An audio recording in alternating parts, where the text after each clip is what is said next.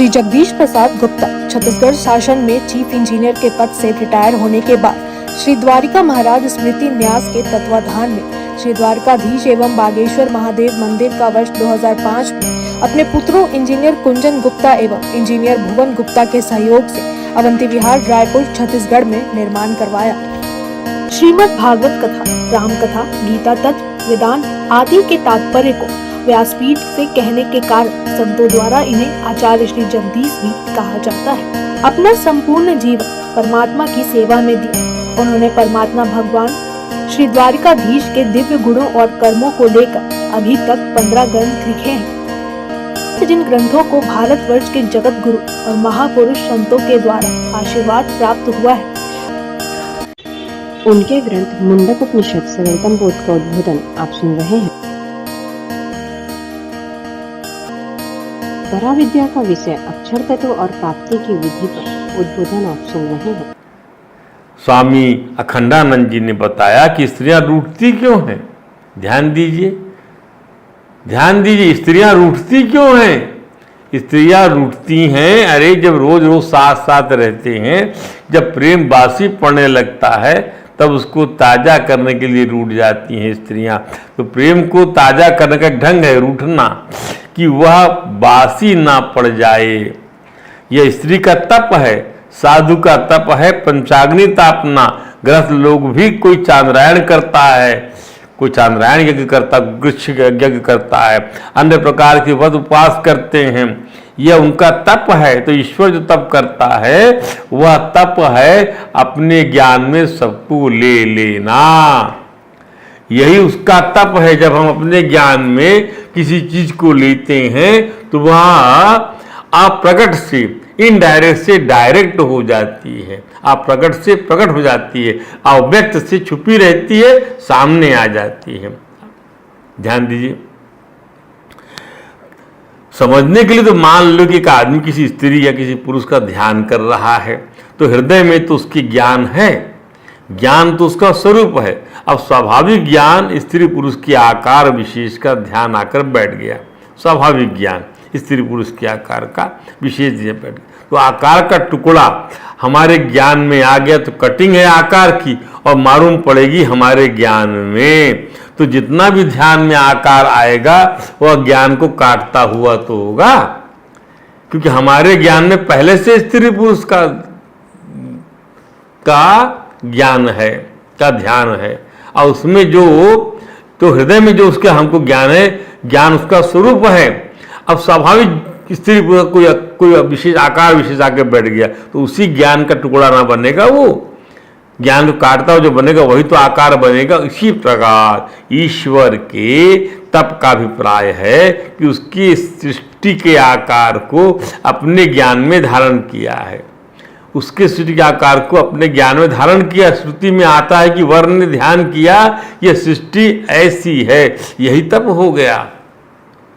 वर्ण ने ध्यान किया कि सृष्टि ऐसी है, यही तप हो गया। जैसा अभी हमने बताया आपके चित्त में ऐसा है, तो जो आपके चित्त में आ गया ध्यान का तो आपके ज्ञान का ही पार्ट बनाना वो श्रुति।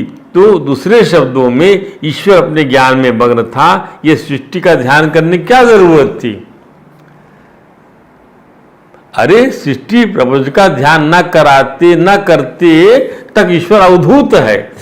सृष्टि प्रपंच का ध्यान न करते समय तक ईश्वर अवधूत है। सृष्टि प्रपंच का ध्यान से उसकी उपाधि अवधूत से आचार्य की हो जाती है।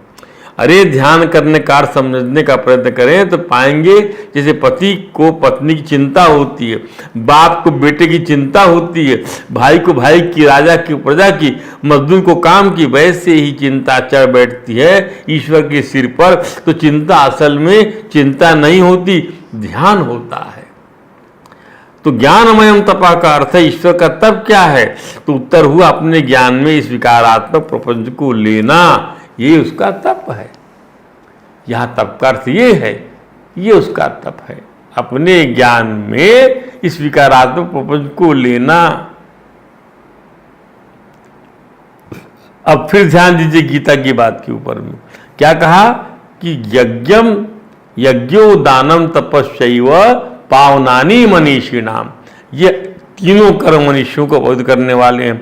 तो पवित्र वस्तु को तो पवित्र नहीं होगा, अरे ध्यान करें पवित्र वस्तु का तो पवित्र नहीं होगा अंतःकरण, अवश्य होगा। ध्रुव ने तब किया, इसका क्या अर्थ है?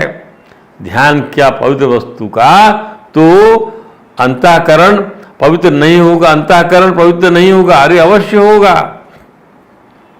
ध्रुव ने महर्षि देवर्षि नारद जी को अपना गुरु मानकर मंत्र दीक्षा ले लिया और चित्त के निग्रह के लिए निराहार रहने का अभ्यास किया। तो निराहार अभ्यास के चौथे माह में भक्तराज ध्रुव ने श्वास को जीतकर 12-12 दिन के बाद केवल वायु पीकर ध्यान योग द्वारा भगवान की आराधना किया। 5वां मास लगने पर राजकुमार ध्रुव श्वास को जीतकर परब्रह्म का चिंतन करते हुए एक पैर से खाने के समान एक पैर से खड़े हुए हो गए, निश्चल भाव से खड़े हो गए। एक पैर रखने से के समान निश्चल भाव से खड़े हो गए। तो श्रीमद् भागवत में परम श्री सुखदेव जी महाराज ने लिखा है क्या कि सर्वतो मनाकृष्य हृदय भूतेन्द्रियाशयम् ध्यायन् भगवतो रूपम नाद्राक्षीत् किंचना परम आधारमदादीनां प्रधान पुरुषेश्वरम ब्रह्म धारयमानस्य त्रयो लोकाश्व कंपिरे। क्या? सर्वतो मन आकृष्य भूतेन्द्रियाशयम, मन ही शब्दादि विषयों से संबंधित इंद्रियों का नियामक है। सर्वतो मन, अतः प्रभु ने ऐसे नियामक मन को ही चारों ओर से खींचकर सर्वतो मन आकृष्य हृदय भूतेन्द्रियासम ध्यायन् भगवतो रूपम नाद्राक्षीत् किंचन परम।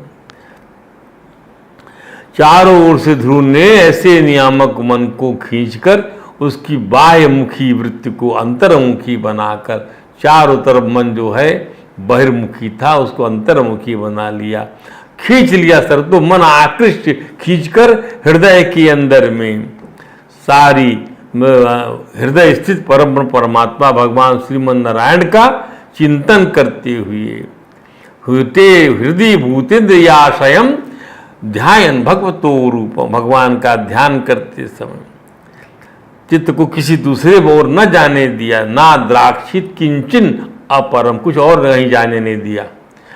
आधार महदादि नाम, और भगवान ही संपूर्ण महदादि तत्व के आधार हैं। वे ही महाकल्प के आदि में पहले तात्विक सृष्टि बनाते हैं, नया ब्रह्मा बनाते हैं, उन्हें वेदों का ज्ञान कराते हैं, ब्रह्मा जी की को तपस्या के लिए प्रेरित करते हैं और माने ब्रह्मा के ज्ञान में स्वयं उदय हो जाते हैं। ध्रुव ने उसके साथ ही परमात्मा को प्रकृति और पुरुष के नियंता के रूप में धारणा करते हुए तप किया। फलस्वरूप ध्रुव के ज्ञान में परमात्मा से तद्रूपता होगी। ब्रह्म धारणम धारय मानस्य त्रयो लोकास्वकंपिरे, एक हो गई धारणा, ब्रह्म से तद्रूपता आ गई तो फसो सभी जीवों का श्वास प्रश्वास रुक गया।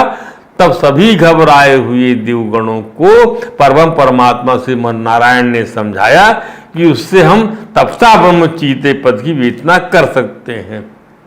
तो श्रीमद् भागवत देवगण से कहते हैं इसीलिए अर्थ जब एक रूपता आ गई तो भगवान का श्वास प्रश्वास बन गया, तो सभी का श्वास प्रश्वास उसी हिसाब से रुक गया। जब सांस ले तो सांस चले, रुक जाए तो रुक जाए। माँ भ्रष्ट बालम तपसो दुरत्यान्वीर तस्य से प्रतिया सुधाम, देवगणों डरो मत, ये उत्तान पात का छोरा ध्रुव है, अपने चित्त को सूक्ष्म विश्वात्मा में लीन कर दिया है। इस समय मेरे साथ उसकी अभेद धारणा सिद्ध हो गई है, इसी से उसके प्राण निरोध से तुम सबका प्राण भी रुक गया है। ये तो ही वह प्राण निरोधासी अवतान पादी मई संगतात्मा।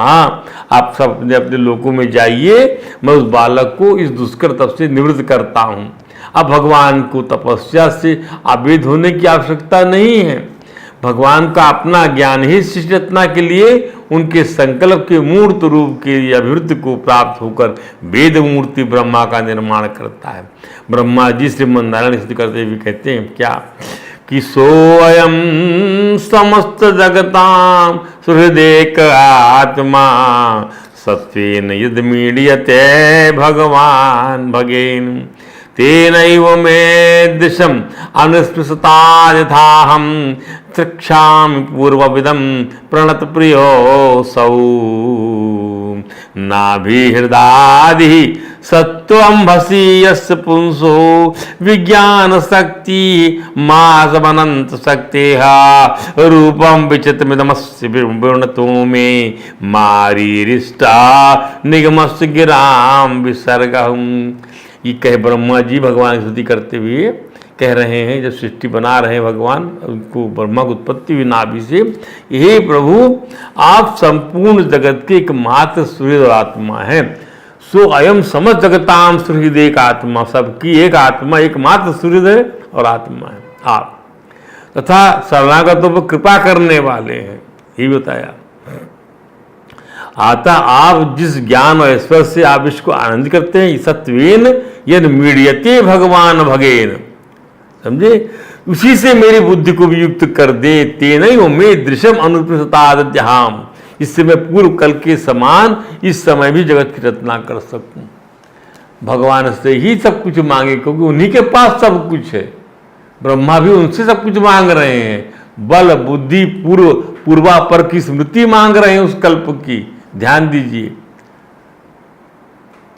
जिससे आप सब विश्व को आनंदित करते हैं, वह उसी से मेरी बुद्धि को भी युक्त करें, उस ज्ञान और ऐश्वर्यात्मक बुद्धि से जो आपके पास में है, विश्व को आनंदित करने वाली, विश्व को ज्ञानमय और ऐश्वर्यमय बनाने वाली जो है आपके पास में जो बुद्धि है, जो बुद्धि शक्ति है, ज्ञान वैराग्य, उससे मुझे भी युक्त कर दीजिए ताकि मैं भी जान सकूं। रत्ना कैसे कहा, ना हृदय ही सत्वम भसी, हे प्रभु मेरा जन्म तो नाभि से, आपकी नाभि कमल से हुआ है। इस समस्त सृष्टि प्रलयकालीन जल में योग निद्रा में निमग्न आप अनंत शक्ति के उदर में स्थित हैं।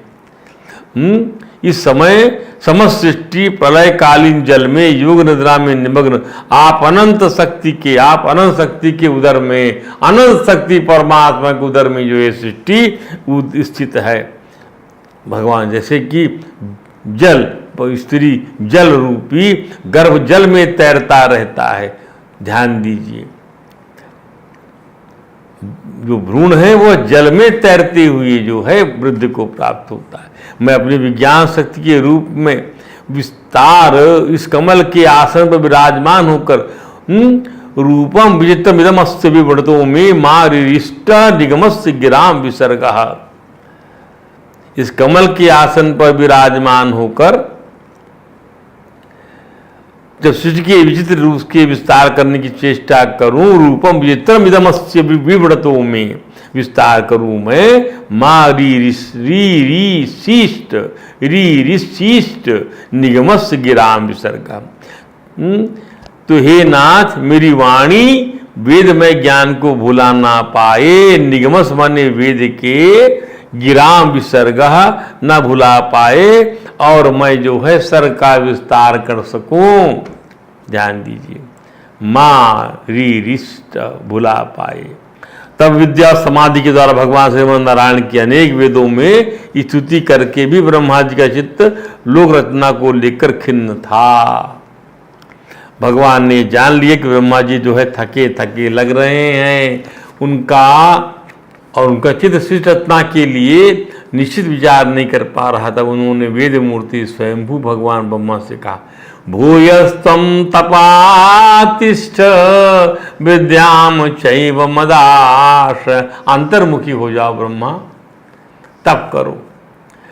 ताभ्याम अंतर्हृदय ब्रह्मन लोकान रक्षस्य पावृतांग, हे ब्रह्मन तुम एक बार फिर तप करो। भूयः तुम तपातिष्ठ, विद्यामचैव दाश्रयाम, और अपने भगवत ज्ञान का अनुष्ठान उनके द्वारा तुम सब लोगों को स्पष्टतया अपने अंतःकरण में देखो। ये है ध्यान का। जब परमात्मा दिखेगा तो सब कुछ दिखेगा आपको। परमात्मा से साक्षात्कार हो जाएगा ध्यान करने पर, है तो सारे नाम जो हैं उसी में आपको तैरते नजर आएंगे, सारे रूप उसी में तैरते नजर आएंगे। ध्यान दीजिए अपने आप। तो गौरांग महाप्रभु ने कहा कि श्रीमद् भागवत वेदों का भाष्य है। भागवत की इसी मंत्र में तप के द्वारा, पराविद्या से, तप के द्वारा, अंतर्मुखी होने के द्वारा, अनुष्ठान और उसकी सिद्धि की बात स्वयं परब्रह्म ने ब्रह्मा जी को बताई। श्रीमद् भागवत में यही ब्रह्म ज्ञान सूत जी महाराज शौनक जी को दे रहे हैं, मैत्रेय जी महाराज महात्मा विदुर को दे रहे हैं। कई किस्म के वहां पर जो है फैकल्टीज हैं, और यही जो है डिस्कोर्स चल रहा है आत्मज्ञान का। एक फैकल्टी किसकी है? मैत्रेय जी की। और शिष्य कौन है? जिज्ञासु विदुर जी हैं। एक फैकल्टी कौन है?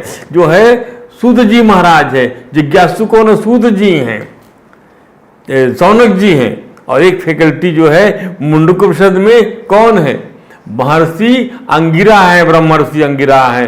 और कौन जिज्ञासु है? पुनः जो है शौनक जी जिज्ञासु। अर्थात और इसी प्रकार से भगवान श्री कृष्ण एक फैकल्टी हैं, परम फैकल्टी। और किसको दे रहे हैं? अर्जुन को। अलग अलग किस्म की पृष्ठभूमियां हैं, अलग अलग किस्म का अनुभव है। इसको समझिए। ये अमृत जो है भगवान बांट रहे हैं, इस अमृत के रस में डूबने का प्रयत्न कीजिए, जिज्ञासु बनिए। अर्थ और दुख का निवारण तो भगवान से कराने के लिए बार बार जाते हो। अपने कर्म की तरफ नहीं देखते कि तुम्हारे कर्म कैसे हैं। जो तुम्हारा पुरुषार्थ जो है, कर्म जो है, कर्म जैसा किए हो वैसा तो भुगतना है तुमको। तो आप कम से कम आत्मज्ञान की तरफ यदि बढ़ने का प्रयत्न करते प्राप्त मनुष्य योनि में, तो भगवान को कितनी प्रसन्नता होती। तो आप क्या है? आप जिज्ञासु बन जाते, आप जानने का प्रयत्न करते। लेकिन जो है उस उपाधि से उससे उठ नहीं पाता जीव। वो केवल और केवल शरीर को जो है का निर्वाह करना चाहता है, पर किसके लिए? भोगों के लिए, विषयों के लिए, न कि जो है आत्मज्ञान के लिए। अपने परमात्मा को सारथी बनाकर स्वतः रथी बन जाए कि साथ में है मेरा सारथी, वो साथ में है।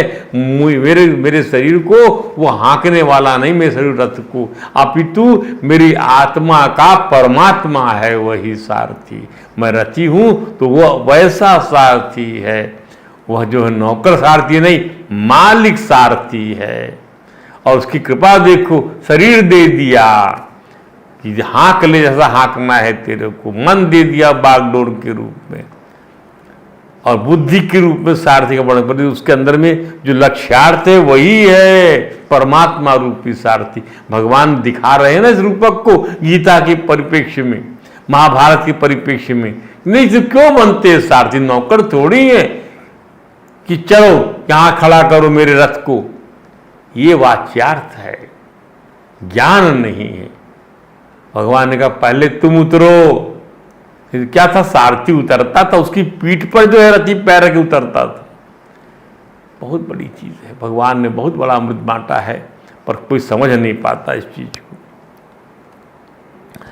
अब अजन्मा भगवान श्रीमन नारायण हरि ने ब्रह्मा जी को पुनः अपने चित्त को, अपने आत्मा श्री नारायण में लगा तप करने को कहा। तब ब्रह्मा जी ने पुनः 100 दिव्य वर्षों तक तप किया। तो चित्त में श्रीमन नारायण के तद्रूप होने पर ब्रह्मा जी का आत्मज्ञान और विज्ञान बल दोनों बढ़ गया। आपका आत्मज्ञान विज्ञान दोनों बढ़ेगा।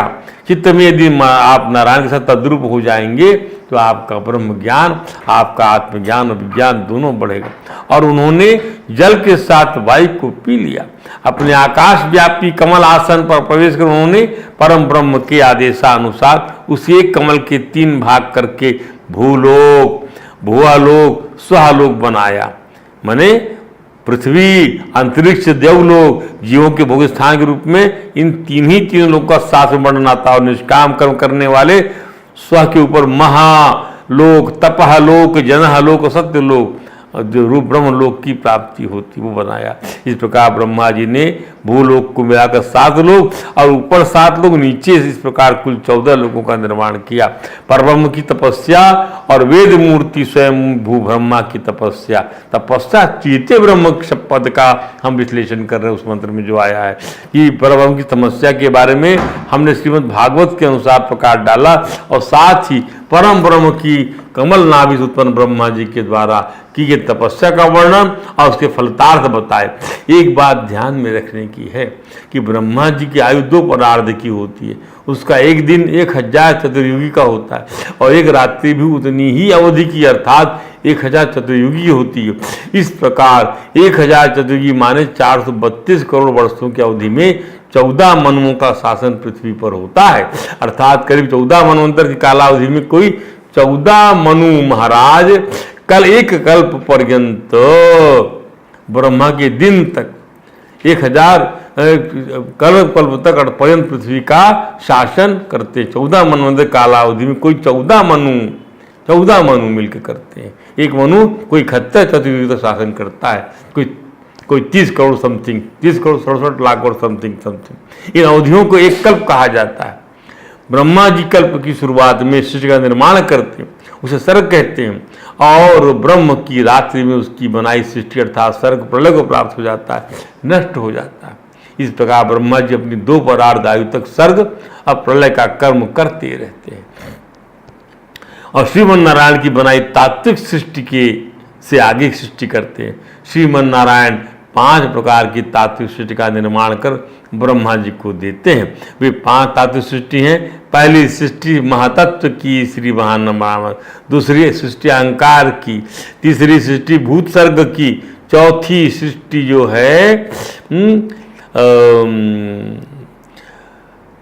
इंद्रियों की, और 5वीं सृष्टि है सात्विक अहंकार से उत्पन्न हुए इंद्रियों के अधिष्ठात्र देवताओं की, मन भी इसमें शामिल है। ध्यान दीजिए, जब दूसरी सृष्टि अहंकार की बनती है महतत्व के बाद, उसमें 5 महाभूत हैं, ज्ञानेन्द्रिय कर्मेंद्रिय उत्पत्ति होती है उसमें ही, ध्यान दीजिए। और तीसरी सृष्टि भूसर्ग की होती है। अहंकार की सृष्टि में 5 महाभूत, ज्ञानेन्द्रिय कर्मेंद्रिय, और तीसरी सृष्टि भूत सर्ग की होती है जिसमें 5 महाभूत को उत्पन्न करने वाला 5 तन्मात्राओं का वर्ग होता है। ऐसे अर्थात शब्द, स्पर्श, रूप, रस और गंध ही 5 महाभूतों के कारण है। चौथी सृष्टि, ध्यान दीजिए, इंद्रिय सर्ग बोलते हैं जिसको, इसमें इंद्रियां ज्ञान और क्रिया संपन्न होती हैं। 5वीं सृष्टि तात्विक अहंकार से उत्पन्न हुए इंद्रियों के अधिष्ठात्र देवताओं की है, मन भी इसमें शामिल है। 6वीं सृष्टि अविद्या की है जिसे तमस सर्ग कहते हैं। इसमें 5 गांठें जो हमने बताया था, माने अज्ञान की वृत्तियां 5, तम, अविद्या स्वयं तम है, मोह अस्मिता कहते हैं अहंकार, महामोह राग, तमिश्र द्वेष, महातमिश्र अभिनिवेश, माने ये मृत्यु का भय।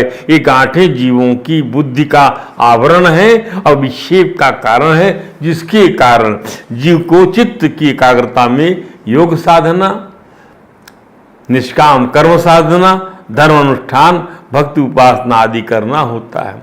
ब्रह्मा जी के रूप में श्रीमन नारायण रजगुण को स्वीकार करते हैं और ब्रह्मा जी अविद्या की 6वीं सृष्टि से विस्तार कार्य आरंभ कर देते हैं। इसका अर्थ ये हुआ कि अविद्या तक की 6 प्रकार की सृष्टि प्राकृत है, तात्विक है, तो सृष्टि का विस्तार रजोगुण को स्वीकार कर से मन नारायण हरि ब्रह्मा बनकर करते हैं।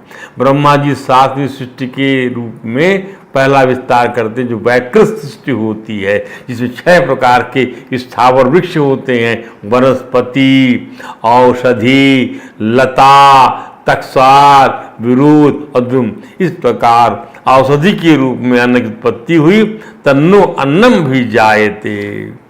ध्यान दीजिए, हमको यहाँ तक लाने के लिए इसको ऐसे बताना पड़ा आपको।